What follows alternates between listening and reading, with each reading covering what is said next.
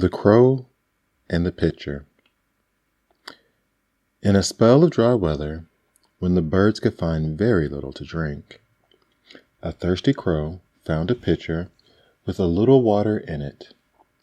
But the pitcher was high and had a narrow neck, and no matter how he tried, the crow could not reach the water. The poor thing felt as if he must die of thirst. Then an idea came to him. Picking up some small pebbles, he dropped them into the pitcher one by one. With each pebble, the water rose a little higher until at last it was near enough so he could drink. The moral of the story is, in a pinch, a good use of our wits may help us out. The end. The Wolf in Sheep's Clothing. A certain wolf could not get enough to eat because of the watchfulness of the shepherds. But one night he found a sheepskin that had been cast aside and forgotten.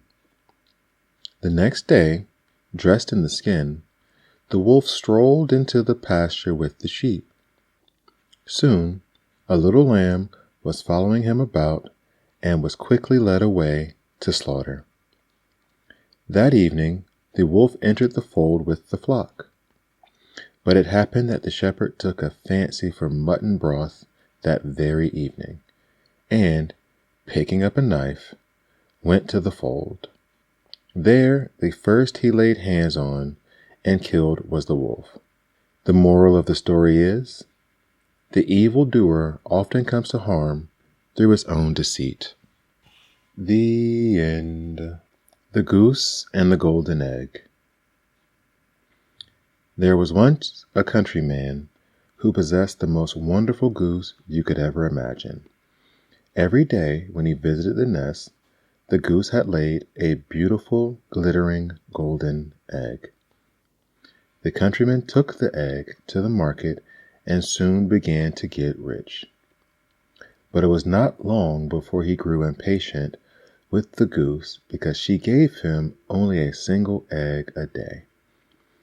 He was not getting rich fast enough.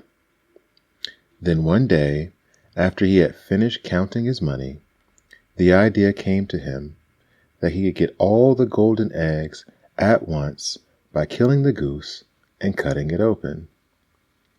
But when the deed was done, not a single golden egg did he find, and his precious goose was dead.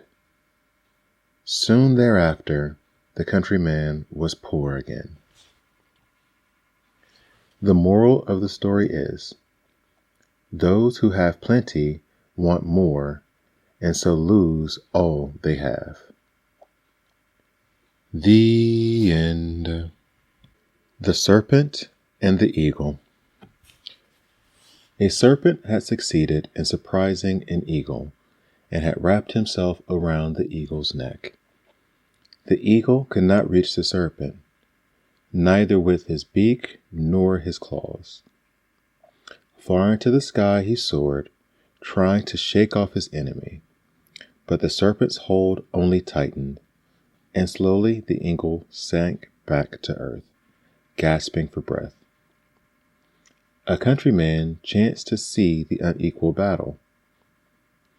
In pity for the noble eagle, he rushed up, and soon had loosened the coiling serpent and freed the eagle. The serpent was furious. He had no chance to bite the watchful countryman.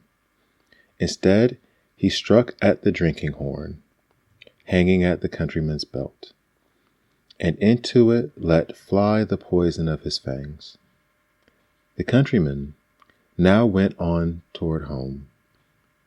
Becoming thirsty on the way, he filled his horn at a spring and was about to drink.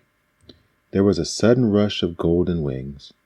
Sweeping down, the eagle seized the poisoned horn from out of his savior's hands and flew away with it to hide it where it could never be found.